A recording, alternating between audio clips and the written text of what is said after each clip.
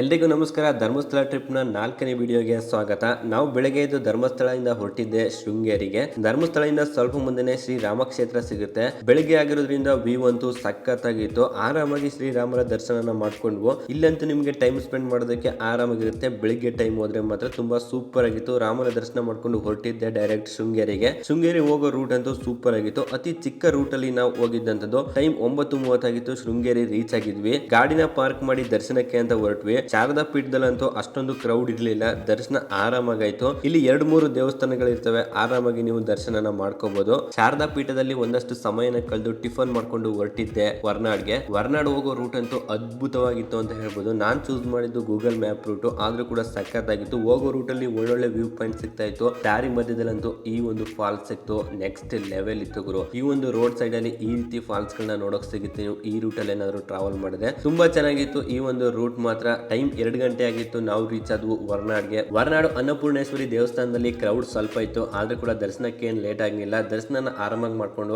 ಆರಾಮಾಗಿ ದರ್ಶನ ಮಾಡಿ ಹೋಗಿದ್ದೆ ಊಟಕ್ಕೆ. ಇಲ್ಲಿ ಅನ್ನಪೂರ್ಣೇಶ್ವರಿ ಪ್ರಸಾದ ಅಂತೂ ಯಾರು ಮಿಸ್ ಮಾಡ್ಕೊಳಕ್ ಹೋಗ್ಬಿಡಿ. ನಾವು ಕೂಡ ಅನ್ನಪೂರ್ಣೇಶ್ವರಿ ಪ್ರಸಾದನ ತಿನ್ಕೊಂಡು ಅನ್ನಪೂರ್ಣೇಶ್ವರಿ ಮಡಿಲಲ್ಲೂ ಕೂಡ ಸ್ವಲ್ಪ ಹೊತ್ತು ಸಮಯನ ಕಳೆದು ಈ ವ್ಯೂ ಅನ್ನೆಲ್ಲ ನೋಡ್ಕೊಂಡು ಹೊರಟಿದ್ದೆ ಕಳಸ ಅಂತೂ ವರ್ನಾಡಿಂದ ಸ್ವಲ್ಪ ದೂರದಲ್ಲಿದೆ. ಒಂದು 7 ಕಿಲೋಮೀಟರ್ ಟ್ರಾವೆಲ್ ಮಾಡಿದ್ರೆ ನೀವು ಕಳಸಾಗೆ ಬಂದ್ಬಿಡ್ತೀವಿ. ನಾವು ಡೈರೆಕ್ಟ್ ಕಳಸಾಗೆ ಹೋಗಿದ್ದೆ ಟೆಂಪಲ್ ನ ನೋಡೋದಕ್ಕೆ. ಶ್ರೀ ಕಾಲಭೈರೇಶ್ವರ ಟೆಂಪಲ್ ಗೆ ಡೈರೆಕ್ಟ್ ಆಗಿ ಹೊರಟ್ವಿ. ದೇವಸ್ಥಾನ ಅಂತೂ ನೆಕ್ಸ್ಟ್ ಲೆವೆಲ್ ಇತ್ತು ಅಂತ ಹೇಳ್ಬೋದು. ಹೊರಗಡೆಯಿಂದ ವ್ಯೂ ಕೂಡ ಚೆನ್ನಾಗಿತ್ತು, ಯಾಕಂದ್ರೆ ವೆದರ್ ಕಂಡೀಷನ್ ಸಖತ್ತಾಗಿತ್ತು. ಈ ಒಂದು ದೇವಸ್ಥಾನದಲ್ಲಿ ಕೂಡ ಕ್ರೌಡ್ ಅಂತೂ ಇರ್ಲಿಲ್ಲ ಅಂತ ಹೇಳ್ಬೋದು. ದಕ್ಷಿಣ ಕಾಶಿ ಕಳಸದಲ್ಲಂತೂ ಯಾವುದೇ ರೀತಿಯಾದ ಕ್ರೌಡ್ ಇರ್ಲಿಲ್ಲ. ನಂಗಂತೂ ಸಖತ್ತಾಗಿತ್ತು. ತುಂಬಾ ಇಷ್ಟ ಆಯ್ತು ಈ ಒಂದು ಟೆಂಪಲ್. ಯಾಕಂತಂದ್ರೆ ಪೀಸ್ಫುಲ್ ಆಗಿತ್ತು, ಯಾವುದೇ ಜನ ಇರ್ಲಿಲ್ಲ. ನೆಮ್ಮದಿಯಾಗಿ ಕೂತ್ಕೊಂಡು ನೀವು ಟೈಮ್ ಸ್ಪೆಂಡ್ ಮಾಡಬಹುದು. ಫ್ರೀ ಟೈಮ್ ಅಲ್ಲಿ ಬಂದ್ರೆ ಈ ಒಂದು ದೇವಸ್ಥಾನ ಕೂಡ ಚೆನ್ನಾಗಿರುತ್ತೆ. ನೀವು ಈ ಕಡೆ ಎಲ್ಲ ಟ್ರಿಪ್ ನ ಪ್ಲಾನ್ ಮಾಡಿದಾಗ ಇಂಥ ಒಂದು ಟೆಂಪಲ್ ಗಳನ್ನ ಮಿಸ್ ಮಾಡ್ಕೊಳಕ್ ಹೋಗ್ಬೇಡಿ. ತುಂಬಾ ಚೆನ್ನಾಗಿರುತ್ತೆ. ಇಲ್ಲಿಗೆ ನಮ್ಮ ಒಂದು ಟ್ರಿಪ್ ಎಂಡ್ ಆಯ್ತು. ಇಲ್ಲಿಂದ ಡೈರೆಕ್ಟ್ ನಾವು ಮೈಸೂರಿಗೆ ಹೋಗ್ಬೇಕು. ಈ ಒಂದು ಕಂಟೆಂಟ್ ಇಷ್ಟ ಆಗಿದ್ರೆ ಲೈಕ್ ಮಾಡಿ. ಹಾಗೆ ನಮ್ಮ ಪೇಜ್ ನ ಇನ್ನ ಯಾರು ಫಾಲೋ ಮಾಡಿಲ್ಲ ಫಾಲೋ ಮಾಡ್ಕೊಳ್ಳಿ. ಧನ್ಯವಾದ.